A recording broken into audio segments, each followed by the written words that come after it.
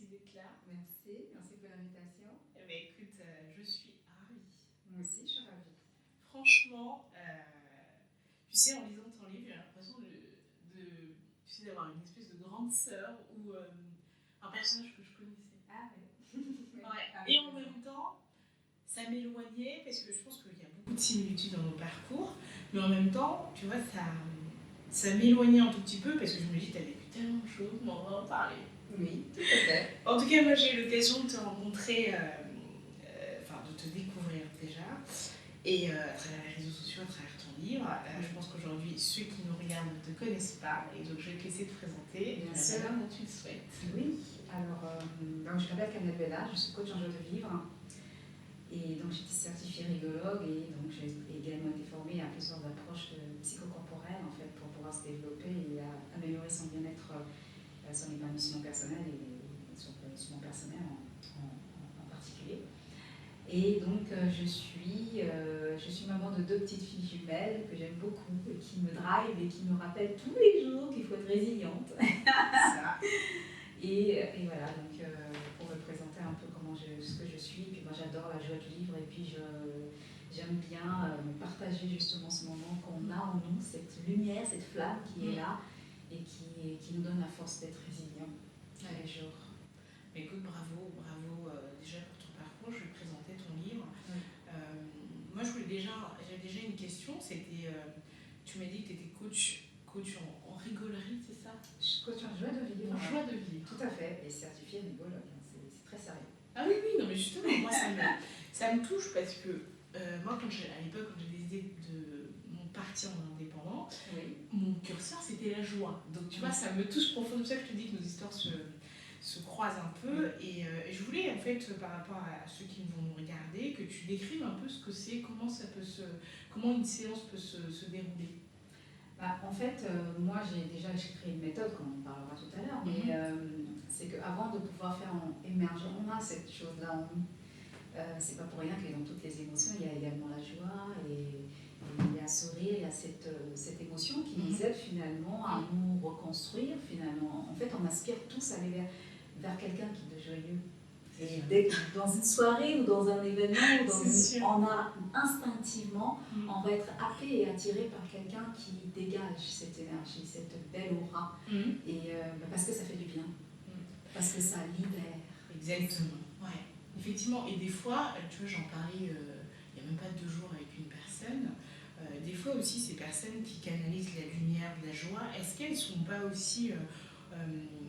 comment dire ça, éponge aussi pour d'autres personnes, parce que souvent, moi ça m'arrive beaucoup, des fois j'arrive dans des salles, j'arrive avec plein de joie, et puis après je retourne à sec, quoi. Tout l'intérêt, c'est pour ça que quand je parle de joie et de rire, dans ma méthode j'en parle, mais c'est généralement, il arrive à la fin du programme, de l'accompagnement, j'ai envie de dire, parce que on va pas juste mettre de la joie pour masquer. Voilà, c'est ça. Ouais. C'est qu'on ne va pas masquer un état d'être, un traumatisme. On ne va pas masquer les blessures.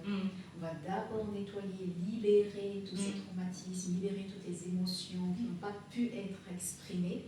Et derrière, par la suite, faire émerger la joie. Il faut d'abord nettoyer son terrain. C'est comme si on avait un terrain, un champ en fait. On va d'abord défricher, on va enlever les mauvaises herbes, on va apporter les nutriments dont la terre a besoin. Par la suite, on va enlever vraiment tout ce qui ne va pas bien. On va ramener s'il faut du bon terreau, donc l'accompagnement. On va apporter des bons outils, les bons terreaux. On va faire que ça puisse être beaucoup plus riche finalement. Et grâce à des outils, on va à la pelle, le râteau, on va vraiment faire ce qui va bien pour sa terre intérieure. Et là, on va transformer en fait. C'est-à-dire que l'idée, c'est d'utiliser toutes ces blessures, toutes ces souffrances, et de le remettre dans un bocal pour en faire un compost. Ah oui. Et en fait, tout ce qui est pourri, ça peut paraître pourri, mais en fait, quand il y a une décomposition, derrière, il est transformé. La nature nous explique bien les choses. C'est transformé, ça devient un compost, et donc ça devient du bon terreau. Et ce terreau, il est hyper fertilisant pour notre terre intérieure.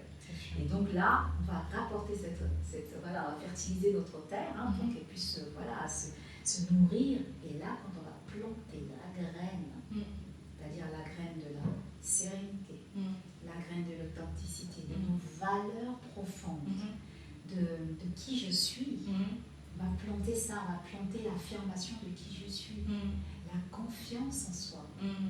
Voilà, on va faire émerger justement cette joie et cette magnifique plante qui va commencer à apparaître.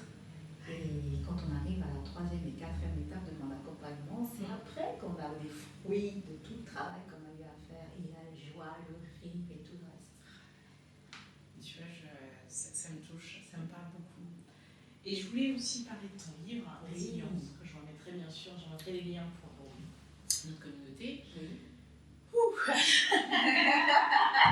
Je démarre avec un ouf. Ouf. Oui. C'est déjà bravo. Bravo. Merci. Bravo. Il y a vraiment des points très forts. Oui. Très forts. Et je ne vais pas tout donner comme d'habitude à nos lecteurs. Achetez le livre. Mais voilà, pour moi, il y a 3 grands points. Oui. Un peu sur ton enfance, la femme qui se construit petit à petit, et après la femme qui émerge, et après qui suit un peu le parcours de vie. Et il y a plein de combats. Donc tu vois, je me suis dit qu'on prépare l'émission, mais comment je vais aborder le sujet sans rentrer trop dans le détail. Oui, c'est vrai. Et ma première question, c'est comment tu as trouvé la force de pouvoir écrire ce bouquin? Parce que écrire aujourd'hui, je rencontre plein d'auteurs, mais écrire avec tous ces traumas-là, toutes ces épreuves, les coucher par papier, c'est aussi, je trouve que c'est un exercice qui est difficile. Hein. Oui, c'est vrai que c'est un exercice qui est très difficile, mais en fait, c'était ma façon à moi de rendre justice. Parce que comme on le sait, maintenant, il y a beaucoup de plaintes qui sont classées sans suite. Hein. Donc, bien évidemment, ça ne donne pas trop envie d'aller porter plainte. C'est sûr. Mais bon, c'est encore un combat qu'il faut mener, faire changer les lois et tout le reste. Mais ça a été pour moi un moment.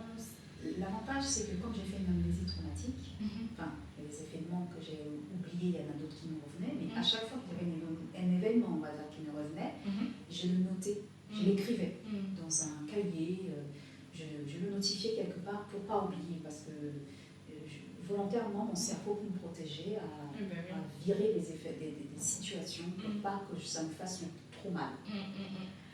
Donc c'est comme ça que progressivement, j'ai commencé à mettre de côté des éléments, et j'ai récupéré, une fois que j'étais prête pour écrire vraiment, que j'ai récupéré tous ces éléments, toutes ces anecdotes. J'étais accompagnée par Miss Purple Coach que je salue, parce que c'est vrai que se faire, disons, écrire un livre demande beaucoup de structure, et moi j'avais pas cette structure. Et il me manquait cette structure en fait. J'avais beaucoup d'idées, j'avais déjà écrit pas mal de choses, plus les anecdotes que j'avais notifiées sur le côté. Dans mon cahier, et donc j'avais besoin d'être cadrée, pour m'aider à mieux structurer à ce niveau-là. Et donc Muriel m'a énormément aidé là-dessus, pour structurer et pour canaliser un peu aussi mon énergie. Parce que moi je suis très créative, donc ça va parfois dans tous les sens. C'est bien, il faut aimer ça. Il fallait un peu canaliser toutes mes idées et donner du sens finalement, que ça prenne son sens. Moi je voulais mettre toutes les anecdotes et non, il m'a dit non, tu peux pas tout mettre, c'est pas possible. Sinon tu vas avoir un tome 1, tome 2, 400, 500 pages, ça marche pas comme ça. Donc j'étais obligée de sélectionner les anecdotes les plus concrètes, en fait finalement les plus percutantes finalement par rapport à mon histoire et ce que je voulais en faire. Et voilà, donc il y a des anecdotes que j'ai pas mis dans le livre. Je me suis dit, pourquoi j'ai pas mis, j'aurais dû le mettre, mais en fait non. Enfin, finalement, là ça prend tout son sens. Et tu vois, j'avais même une question en lisant ça, je me suis dit, mais il y a même matière à faire 3 histoires complètement différentes, parce que tu aurais pu développer, je pense, par exemple, sur les violences des enfants, tu aurais pu développer sur les violences des femmes, et aussi, finalement, même sur sa propre santé mentale aussi. Exactement. Tu vois, ça aurait pu être même 3 bouquins différents, parce que c'est surtout ça qui me touche. Moi. Oui, il y aurait pu y avoir effectivement beaucoup d'histoires autour de ça, parce que je vois que je dénonce les violences faites aux enfants, notamment l'inceste. Mais je dénonce aussi, à un moment donné, les violences conjugales par la suite. suite, les violences. Je parle aussi des difficultés d'enfantement, je peux parler d'infertilité. Je parle de certaines choses aussi qui sont quand même qui sont des conséquences de tous ces traumas qui n'ont pas été réglés. Et combien de femmes vivent ça en fait. Ça. Donc parfois il y en a beaucoup qui se retrouvent en infertilité, se demandent pourquoi je suis en infertilité, sans savoir qu'il y a eu quelque chose derrière le corps parle toujours là où il a eu mal, toujours. Donc oui, c'est vrai que j'ai été du coup, pour répondre à ta question, j'ai été drivée, j'ai été encouragée pour pouvoir canaliser mes idées. Et donc ça fait que ça a créé un cheminement de la jeune fille que j'étais jusqu'à ce que je suis devenue qui je suis maintenant et là où je vais, en tout cas ma mission de vie, où ça m'accompagne, à accompagner toutes ces femmes justement à canaliser leurs émotions et à faire ressurgir cette lumière intérieure. Et voilà, c'est vraiment à briser les tabous. Écoute, en tout cas encore une fois, je te le dis peut-être plusieurs fois, mais bravo pour ça. Et justement, tu disais tout à l'heure, tous les défis, moi je me dis, je pose une question, je pense que beaucoup de lecteurs aussi se poseront la même question que moi. Comment on arrive à se reconstruire après tout ça? C'est la question qu'on me pose beaucoup, c'est vrai. Comment on arrive à se reconstruire après tout ce cheminement? La réponse, moi je dirais, c'est tout simplement parce que il y a eu un ras-le-bol. En fait, à un moment donné, quand on n'est pas tout à fait prêt, ou que la vie ne nous a pas encore plus touchés, on ne va pas vers la reconstruction. Mais quand ça devient un ras-le-bol, là tu te lèves, tu dis. Mais le ras-le-bol, c'est ça. Là, c'est le gros stop. C'est bon, ça suffit. Et donc, le c'est bon, ça suffit, c'est manifesté par la violence que j'ai vécue avec cet homme qui m'a plaqué au mur, les pieds battants dans les airs, et qui m'a étouffée, qui m'étouffait. C'était moi ou lui. J'avais du mal à respirer. C'est horrible. Et donc oui, quand on arrive à ça de la mort, à un moment donné, là on commence à prendre conscience, on commence à se dire ah non, là ça ne va plus, là. Il y a quelque chose qui ne va pas. Pourquoi j'attire toujours ces mêmes profits? Enfin, je ne dirais pas que tout c'était comme ça, mais globalement il y avait quand même un fil conducteur, quand même une récurrence en fait de ce genre de profil de personnes qui étaient très dans le pervers narcissique, si on peut utiliser le mot. Oui, pervers narcissique et beaucoup de violence aussi. Beaucoup de violence, mais ça c'est parce que c'est moi qui ai attiré. Oui, parce qu'en fait ça faisait miroir à ce que tu avais à l'intérieur aussi. Exactement. Donc en fait au final, lui ou ces personnes-là sont venues réveiller chez moi. Exactement. C'est en cela que ce sera tout aussi bizarre de dire ça, peut-être que les auditeurs ne vont pas forcément l'entendre, c'est que je suis dans gratitude de cette situation parce que ça m'a permis d'ouvrir les yeux. Ah bah oui, complètement. Je ne serais pas passée par là. Enfin, c'est dommage d'arriver jusqu'à ce point-là pour prendre ensuite. Donc le déclic est arrivé par deux choses.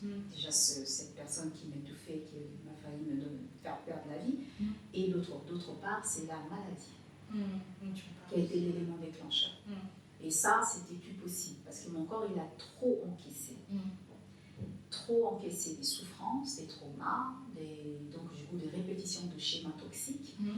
Et donc je me suis retrouvée à souffrir encore plus. Et donc j'ai besoin en fait de me libérer de cette situation. Et donc pour me libérer, il a fallu que je me prenne en main. Et donc le me prendre en main, c'était aller pousser la porte de ce thérapeute, aller pousser la porte de ce coach, aller pousser la porte de ces formations, finalement la reconstruction, elle est en continu. Pour moi, elle n'est pas me dire qu'aujourd'hui je suis reconstruite, je dirais oui, mais en résilience, je dirais je suis en résilience tout le temps. Mais là, on est obligé un peu d'être un peu en résilience par rapport à même si c'est des événements un peu plus petits, mais on est obligé d'aller chercher cette force. Tout à fait. Et moi, je reviens toujours sur l'idée que même si on a vécu des traumatismes, on a vécu des souffrances, on a tous des blessures. Mais moi, pour mon cas en particulier, dire que j'ai oublié, parce que parfois c'est ce que j'ai entendu beaucoup de fois, oublie. En fait, on n'oublie jamais. Ah bah non. Déjà, des petits événements, tu les oublies pas. Donc, Combien même des vrais voilà, événements. c'est ça. C'est qu'on n'oublie jamais ce qui s'est passé. Parce qu'une situation dans le présent peut nous rappeler en flashback tout de suite une certaine position, posture, une façon d'être. Peut-être même l'insulte d'une personne qu'on va écouter va nous rappeler l'insulte que j'ai vécue moi aussi. Ah, mais oui, même les mots. Et les mots, voilà, donc ça fait résonance. Mais qu'est-ce que j'en fais aujourd'hui, dans le moment présent? Qu'est-ce que j'en fais de ça en fait? Parce que ça me rappelle, ça me ramène dans le passé. Mais qu'est-ce que j'en fais? C'est ça pour moi la reconstruction. C'est de se dire, et cette force de résilience, c'est de se dire que, ok, maintenant mon passé revient. Là, aujourd'hui, je décide. En fait, c'est moi qui décide. C'est moi qui décide l'état dans lequel je souhaite être. C'est moi qui décide la pensée que je souhaite garder. C'est moi qui décide. En fait, je prends les rênes. Je ne suis plus passive de ce passé qui m'a traumatisée, mais je deviens actrice. Et en devenant actrice de mes propres choix, de mes propres pensées, la pensée qui vient, ça devient comme un nuage dans le ciel et qui passe. Mais c'est très fort. Après, c'est vrai qu'il faut tout un travail, tout un cheminement pour arriver à là. Quoi. Exactement. Et je voulais, il y a un point aussi que je salue. Et tu sais, c'est aussi le côté, parce que, effectivement, comme tu dis tout à l'heure, dans ton enfance, tu as eu des violences, tu as rencontré aussi, tu sais, des hommes violents, c'est parce que quelque part, ça faisait un peu miroir à ta vie. Et aujourd'hui, beaucoup de gens ne prennent pas conscience de ça. Non. Tu vois. Et souvent, on a tendance à mettre la faute sur l'autre. Et ce que je trouve vachement bien, c'est qu'à un moment donné, bon, c'est pas que tu dis c'est de ma faute, mais quelque part, le problème vient certainement aussi de moi. Oui. Mais c'est pour ça que c'est important de prendre conscience de ça. Et je sais que moi, en accompagnement, je ne suis pas dans les accusations quand je suis avec mes coachés. C'est que je suis beaucoup on rentre dans un cadre d'amour vis-à-vis d'elle-même. C'est-à-dire aussi, c'est de prendre sa propre responsabilité. On n'est pas responsable en tant qu'enfant, on n'est pas responsable de ce qu'on a vécu. Parce qu'on n'est pas tout à fait, on n'est pas conscient de ce qui se passe quand on est enfant, surtout moi, qui ai vécu l'inceste. Mais quand on est adulte, on devient responsable. Donc, mais en devenant adulte, on prend conscience de certaines choses. Et donc, avec mes coachés, j'ai mis en place des systèmes de prise de conscience aussi de. Et aujourd'hui, la science le dit, au niveau de l'épigénétique, on voit maintenant que les souffrances et les traumas d'environnement, tout ça se trouve dans l'ADN. Donc, les traumatismes qui ont été vécus sont bien entrés dans l'ADN et maintenant, si ça donne des transgénérations. Donc, ils se transmettent de génération en génération, ils peuvent sauter même des générations. Donc, on se retrouve parfois avec des enfants violents, alors que les parents n'étaient pas forcément violents. Par contre, le grand-père était violent. Donc, en fait, on se retrouve avec des situations qui n'ont pas été réglées. Donc, si ça arrivait à mon niveau, c'est que ça n'avait pas été réglé là-haut. Donc, moi, j'ai décidé, j'ai choisi, fait le choix délibéré de mettre un terme. C'est-à-dire qu'à mon niveau, à moi, la chaîne, elle est cassée. Je casse cette chaîne en fait, qui verrouille, qui nécrose complètement cette fluidité, on va dire, relationnelle au niveau familial, pour que la relation soit beaucoup plus saine, plus équilibrée, plus équilibrée en fait. Donc oui, donc avec mes coachés, on travaille cette partie-là, il y a une prise de conscience qu'elle doit accepter que elle a été le miroir de l'autre et que l'autre est venu simplement appuyer sur la partie qu'elle ne voulait pas forcément voir. C'est pas forcément bien entendable ça. Ah ben c'est pour ça justement que j'en parlais. C'est pour ça que j'en parle parce que c'est très sensible. Mais ça c'est malheureusement la société, on est beaucoup dans l'indexation. On va beaucoup indexer l'autre. Sauf qu'en indexant l'autre, c'est toi, c'est ta faute, c'est ma fessée. Sauf que tu as 3 doigts qui sont pointés vers toi. Donc, quand tu prends conscience qu'il y a 3 doigts qui sont pointés vers toi, tu indexes l'autre, tu te dis aussi, ok, qu'est-ce qui chez moi fait que l'autre vient appuyer là, en fait. Et là, surtout quand il y a des répétitions. Surtout quand il y a des répétitions. Généralement, c'est ce que j'avais remarqué, je dis, mais ces hommes-là, ils ne se connaissent pas. Le facteur commun, c'est... Ils ont un facteur commun, là, c'est bizarre, ils sont tous toxiques. Donc, oui, il faut, à un moment donné, se poser des questions, de se dire... Pourquoi je les attire? Qu'est-ce qui, chez moi ou chez mes parents, il y a eu, forcément, donc moi quand j'interroge mes coachés, il y a toujours une similitude. Toujours. Il y a une reproduction de quelque chose qui s'est produit dans leur famille, la mère, la grand-mère, peut-être la grand-mère, la tante, la cousine. Il y a toujours ce truc, ce point commun à sa part de responsabilité,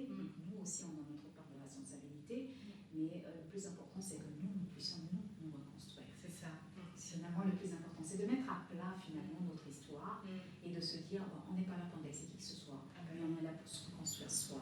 Et quand on pense à ça, avec beaucoup d'amour, mais c'est hyper important.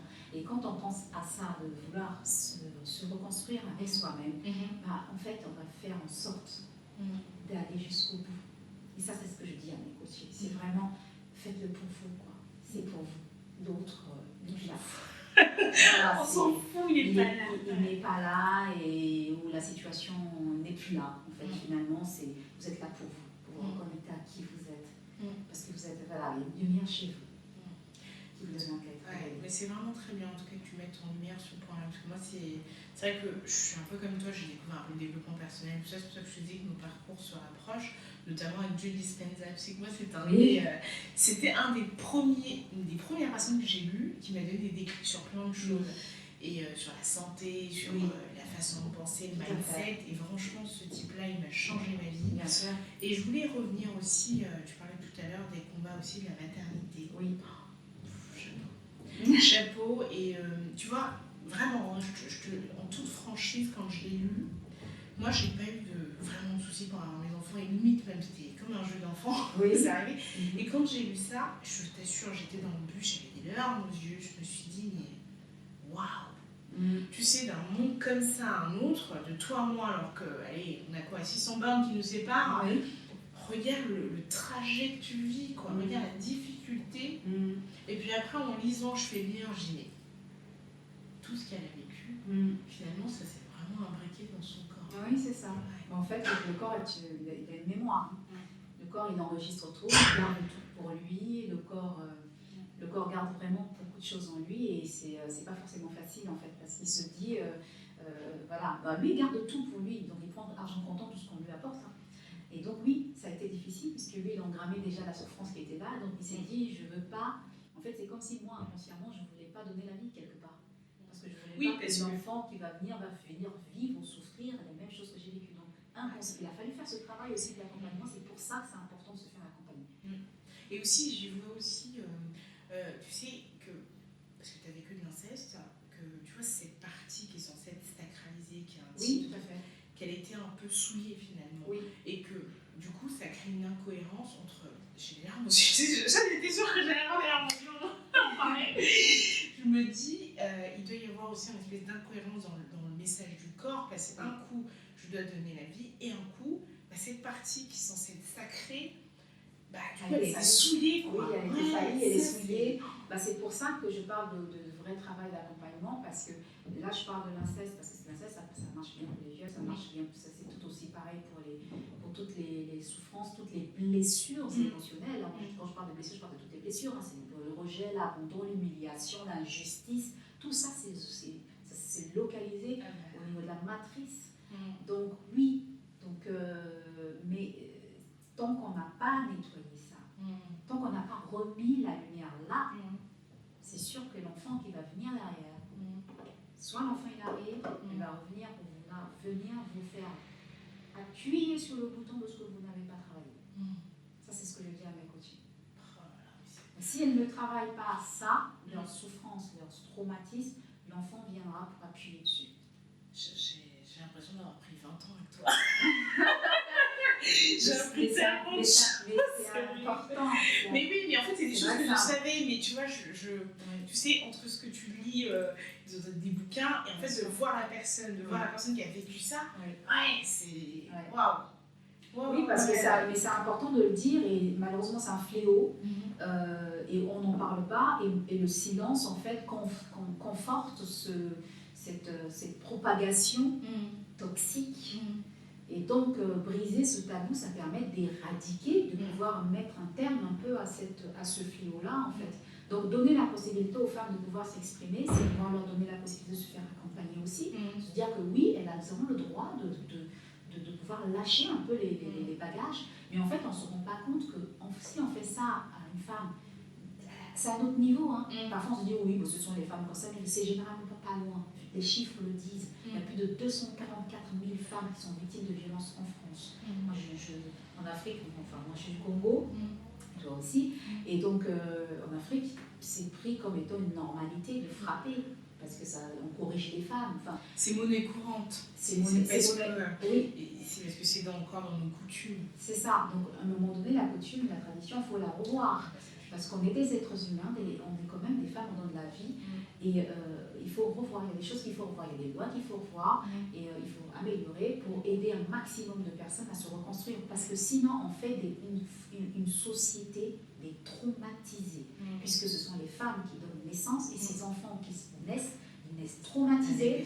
Et du coup, c'est pour ça que je dis souvent aux personnes, mais je ne suis pas concernée. Des personnes qui me disent je ne suis pas concernée. Oui, mais vous ne savez pas qui vos enfants vont aller voir. Ils vont aller rencontrer qui? Un enfant qui a été traumatisé aussi. Mais oui, parce que sa maman n'a pas travaillé. Mais oui, et puis même cet enfant-là peut porter des traumatismes qu'il va déclencher plus tard. Oui, c'est ça. Ouais. C'est ça. Et puis on se retrouve avec des maladies auto-immunes. Mais donc en fait, on s'auto-flagelle. Moi, quand j'avais un jour, je lisais sur le cancer. Et en fait, en découvrant à un moment donné, je lis. Et puis là, comme si j'ai un flash auto-immune. Je me dis, mais attends, mais c'est comme si ton corps décide, ce que je veux dire, ça peut être fort, et je ne suis pas du tout médecin, ne m'attaquez pas, mais ça peut être fort parce qu'en fait, ton corps décide de s'attaquer contre toi finalement. Oui, c'est ça. Mais quelque part, c'est pas dans le sens où il va s'attaquer pour te tuer, mais non, il essaie de te faire passer un message. Voilà. Exactement. Donc à un moment donné, comme il a fait passer d'autres messages, ça passe pas, et à un moment donné, allez, go à l'intérieur, on va essayer d'aller. C'est ça.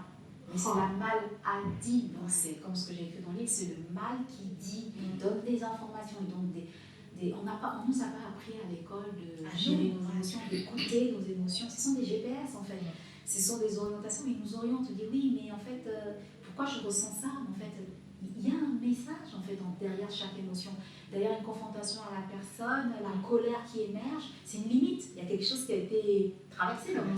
Donc, c'est comme si on me disait affirme-toi, quoi. Enfin, voilà. Donc, une émotion, elle est là pour quelque chose. Et moi, j'encourage même les femmes qui viennent me voir, si elles ont besoin de pleurer, elles pleurent. Les larmes sont là pour quelque chose. Oui, regarde les enfants. C'est ça. Les larmes sont là pour quelque chose et sont là pour nettoyer. Mais ne restez pas constamment dans les larmes. C'est important de revenir rapidement. Et donc, moi, je suis là aussi pour les driver, pour leur favoriser cette autonomie émotionnelle, pour faciliter cette hygiène émotionnelle, pour libérer, pour canaliser aussi, et pour qu'elles apprennent à mieux gérer leurs émotions, et par la suite de rire sans raison même, pour pouvoir apporter toutes ces hormones du bien-être, l'endorphine, la dopamine, la sérotonine et l'ocytocine, enfin voilà, toutes ces hormones qui nous permettent de nous sentir bien finalement en fait. Donc voilà, moi je les accompagne en fait, je les drive, je les accompagne en leur donnant des tips, des stratégies pour pouvoir être attentive des alertes, les warnings. Elles vont être en warning dès qu'il y a une situation qui, un tant soit peu, ressemble à leur ancienne elle. Elles prennent tout de suite conscience. Je dis, mais là, c'est pas là où j'ai envie d'aller. Ça, c'est pas moi, ça. Et donc, tout de suite, elles savent, parce qu'on a des outils, je mets en place des outils, je leur montre exactement comment faire, où aller. Et là, ça lui permet de pouvoir se reconstruire avec elles progressivement. Et à chaque fois qu'elle va avoir des flashbacks, des situations qui vont peut-être revenir, elle sait quoi faire. Super. Écoute, moi j'invite vraiment toutes les personnes qui vont nous regarder déjà à témoigner, enfin aussi à nous partager leurs témoignages dans un premier temps, et aussi à lire, mais vraiment, et si ça peut donner des déclics, c'est très bien. J'ai même plus de mots. Et j'ai une question aussi par rapport à pas forcément ton livre. Aujourd'hui, est-ce que tu as des projets? Comment l'année 2025, elle vient de démarrer encore au mois de mars, mais quels sont tes projets là pour l'année? J'ai des projets, j'en ai pas mal. Enfin, j'ai plein d'idées, j'ai envie de dire. Ce que tu peux dévoiler. Moi, j'ai plein d'idées, c'est vrai, et j'ai tellement d'idées. Je suis beaucoup dans la sensibilisation parce que c'est important de sensibiliser aussi bien les enfants sur le consentement parce que c'est très important, c'est tellement tabou qu'on n'en parle pas, et qu'il faut parler de sexualité à un enfant et qu'il faut l'expliquer aussi. Parce que moi, ma mère, elle ne m'a pas expliqué et c'était pas forcément facile. Tu sais, je suis sûre que beaucoup d'entre nous, et de la même génération que toi et moi, se reconnaîtront. On n'a pas été sensibilisés, on n'a pas été approchés. Après, il ne faut pas en vouloir aussi, peut-être à nous. Non, justement, parce qu'eux, ils ont reçu exactement l'éducation de leurs parents. Et nous, à notre niveau, c'est ça, c'est qu'on puisse maintenant partir sur le bon pied pour sensibiliser au maximum les enfants, sensibiliser les parents, sensibiliser sur les violences faites aux femmes, qu'on soit à l'écoute, un temps soit peu à la tante, la cousine, la voisine, voilà, être en alerte. Je dis pas d'être je demande pas d'être, je dis pas d'être constamment être en hyper-vigilance, mais d'être au courant. Parce que le fait d'être au courant, on est moins ignorant. Et d'être solidaire aussi sur le sujet. Tout à fait, d'être solidaire et de pouvoir justement en parler et de pouvoir permettre à une autre personne de lui dire vas-y, fais-toi accompagner. Vas-y, fonce en fait. C'est vraiment lui donner En fait, c'est vous l'aider, en fait, vous lui tendez vraiment la main. Et c'est pour ça aussi que je fais ça, donc c'est ma mission de vie, c'est vraiment ça, c'est de accompagner les femmes à les aider à se reconstruire. J'aime les femmes à compris. Dans mes projets, j'en ai pas mal, c'est de faire un podcast par la suite. Je viendrai pour l'invitation. De faire un podcast, oui, parce que j'ai envie de donner la parole aux femmes fortes qui se lèvent et qui ont une histoire, qui veulent brisent des tabous et qui vont être la voix haute de toutes les femmes, encourageantes, inspirantes. Donc, j'ai hâte de le monter, de le mettre en place. Et puis bon, là récemment j'ai eu un article dans le magazine Amina. Oh, bravo! Voilà, donc, qui parle un peu de mon parcours, justement suite à la sortie du livre. Et donc voilà, c'est aussi expliqué, donc comme c'est un magazine qui est en Afrique, aux Antilles, donc ça permet quand même d'aller un peu plus largement et de dire haut et fort que les gens n'ont. Oui, et du coup, effectivement, sensibiliser, tu parlais de tes projets. Moi, j'avais une question signature du podcast. Le podcast s'appelle Le Papillon. Parce qu'un papillon, il renaît, il se transforme. Et j'ai envie de te poser la question, même si j'ai un peu la réponse. Quel a été, parmi tous les événements que tu as pu avoir, celui qui a permis ta renaissance? Cette nouvelle femme que tu es. Celui qui a permis, mais je pense que c'est un mix de tous. Mais c'est pour ça que je disais. Je pense parce que le papillon, c'est une vraie chrysalide. Tout se passe ensemble. C'est un melting pot de toutes les expériences. C'est un mix de tout ce qui a été, pas été, qui fait qu'on est ce qu'on est. C'est un yin et yang. C'est un mélange de noir et blanc. C'est juste trouver l'équilibre entre les deux. Je m'y attendais, parce que je me suis dit, avec ton épreuve, tu fais le tri de choses. C'est ça. Et deuxième question, du coup, par rapport à toutes ces épreuves-là, comment aujourd'hui tu as su tirer ta force de ces épreuves? Comment tu la déploies au quotidien? Alors, ma force au quotidien, clairement, déjà, moi, je me fais une douche de rire les matins, parce que ça s'appelle bien. Je mets la danse, parce que la danse fait partie de mes ressources. Je me centre beaucoup sur des choses qui m'animent, qui fait ressurgir de l'énergie chez moi. Je danse, je chante. C'est important. Donc, ce qui me permet vraiment de tenir, en tout cas de continuer dans mon état de résilience, c'est ça. C'est simplement aussi d'accueillir, parce que je ne sais pas non plus être là dans le rire tout le temps et tout va bien, et que les petits oiseaux, ça va, je vais bien la matinale. Non, c'est pas ça, c'est accueillir sa vie. C'est-à-dire que j'accueille aussi mes émotions, j'accueille aussi le fait que je ne vais pas bien. C'est tout accueillir. Je parlais de yin et yang tout à l'heure. C'est aussi accueillir qu'à un moment donné, ça ne va pas. À un moment donné, j'ai eu un échec. À un moment donné, ça n'a pas été comme je voulais. À un moment donné, ça s'est très très bien passé. C'est accueillir les deux facettes de moi parce que je suis faite de ces deux facettes. J'ai une main droite, j'ai une main gauche. J'ai un œil droit, j'ai un œil gauche. Accueillir ces deux facettes de moi et accueillir sa vulnérabilité. Et voir derrière cette vulnérabilité toute la force qu'on peut en déployer finalement. C'est oser voir dans les souffrances, dans les cicatrices, cette lumière qui peut émerger. Donc c'est ça en fait, c'est se dire que même si j'ai été brisée, j'ai été cassée, je vais rassembler tous les morceaux, je vais mettre la colle qui va bien. Et progressivement, voilà, je vais le rassembler pour en faire une œuvre d'art. Et donc je vais trouver la force pour que ça reste beaucoup plus costaud, beaucoup plus solide. comme le kintsugi, qui est la méthode japonaise d'ailleurs dont Oui, je bah oui. m'inspire pour la couverture du livre, donc je me suis inspirée du kintsugi. Mais voilà, c'est vraiment être la force, en fait on l'a tous en nous, et même si ça peut arriver qu'on peut être pas bien, c'est normal, on est des êtres humains, ça montre justement notre humanité. Et malheureusement, on est dans une société complètement aseptisée.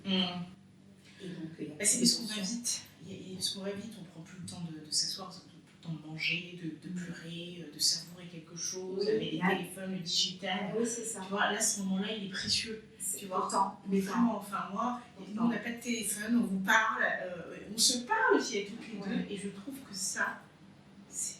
Ça n'a pas de prix, parce qu'on vit l'instant T ensemble. Et ça, c'est précieux, finalement, cette préciosité, moi j'aime bien cette notion d'or derrière, c'est qu'on puisse comprendre que c'est ça pour moi la résilience, c'est mettre de l'or et de l'ordre dans sa vie, et dans sa vie émotionnelle, non parents en fait. Parce qu'on est des êtres d'émotion, en réalité, on est des êtres spirituels, venus dans un corps physique pour expérimenter la vie sur Terre. Donc on est des êtres d'émotion, et nos émotions sont là, ce sont des GPS, ils sont là pour nous driver un peu, pour quelque part nous orienter en tout cas du chemin à prendre. Et c'est en les écoutant justement qu'on va se dire ok, moi j'ai pas envie de rester dans la tristesse, parce que la tristesse elle me dit 50 messages, mais en fait je préfère m'amplifier que vers la...